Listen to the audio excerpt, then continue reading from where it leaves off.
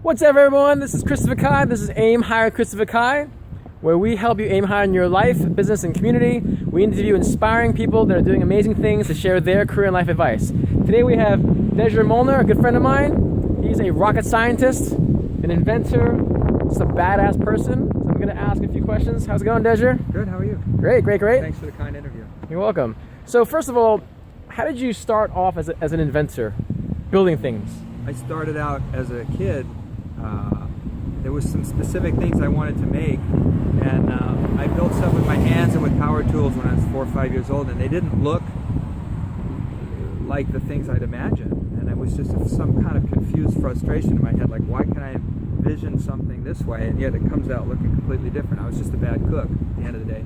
Anyways, I started reading books about inventors as a kid, and it's kind of the first thing I remember reading, so I read probably 100, 150 books about people that had an idea and the process that they would go through to create them, and the stories were always the same. So there was a pattern in there which I recognized, and I just assumed, I was delusional. I thought just because other people had done this well enough to have books written about them, that it was obvious that I could do exactly the same thing, which was completely wrong. There was no reason to think that I had those talents or that the timing was the same. But I did go through the processes, and I always felt that, things are really miserable now. That's just like the book. But at the end of the day, the pot of gold doesn't always show up. But the reality is that if you develop the talents that you need to create the stuff that you envision, then you start seeing evidence that this actually does pay off, and you can start making things that don't exist anywhere else in the world, and they're unique in that way. And so, give me an example of that one thing that you created: a flying helicopter, a flying car. Well, lately, most recently, I've been doing flying motorcycles, and they were not available when I wanted to have something like that. So I just went out and did the due diligence. I looked around to see if there was an answer, and sometimes you just have to throw your hands in the air and say, well, it's not available, I have to make it if I want it. And so that's why you go down the path. What do you most love about your career? What you do? The stuff I like the best, I would say, is just the co-collaboration, when I can find people that are much more skilled than myself at whatever discipline I'm lacking in, and when they throw their efforts into it and their skills into it, I'm really inspired by the outcome, I should say. It's almost like if you're a musician, if you record a song, it's an interesting phenomenon. Let's say you make a song and you sing it, and you start listening to the speakers, it's coming back. There's a point where you can't really tell what you're hearing and tell what you imagine.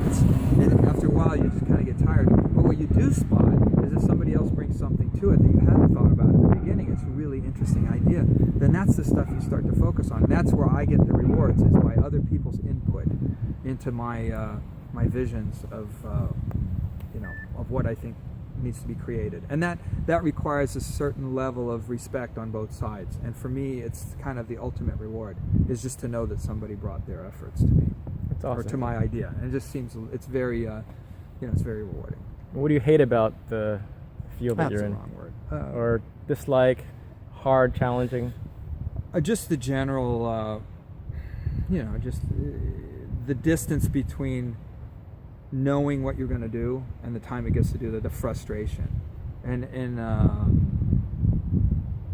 that comes with resources. The more resources you have, the less frustration you're going to have. But sometimes there's very limited resources, available for what people might perceive as an outside idea. And so that time in between can be so frustrating. By the time you're done, you don't just jump up and down and scream eureka. You just pass out and sleep for 4 days. Because but you're never going to get to stop until you get there. Nice. Because until it's all the way there, it just isn't worth starting. Because a lot of times it's just that last few percent that really make the difference between something that's worth being new and something that's slightly not worth bothering. Nice. What's one piece of advice you would suggest to someone who wants to be an inventor? What's one thing that you wish someone told you when you're younger? I would say to somebody what I was told. Actually understand the state of the art. That's the most important thing. If you understand the state of the art of what you're doing, take the time to study it. Don't invent something that's been done a million times. Don't do a bad job of it. Make sure that what you have has enough of a delta, a great degree of advantage over what's available today. And then then you'll have a substantial impact. The other thing is, a lot of times when you start a project or you start an invention, by the time you're done with it, the state of the art has, of course, moved forward. And so there may not be enough of a differentiation between what your idea is today as you've completed it and when you started it. So again, look for something that there's the world is full of junk. I mean, everywhere you look, it's junk. It's some ridiculously compromised piece of crap that everybody decided, well, let's just make that. I think we can get a lot of people behind it. And so the amount of compromise is massive.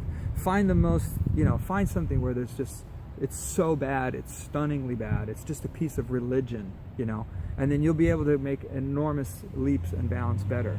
And just do some of that, Awesome. If you are excited about it. Awesome. Well, thank you for being on this interview, Dezso. A Star Wagon went by there. A Star Wagon went by. We're in Beverly Hills right now.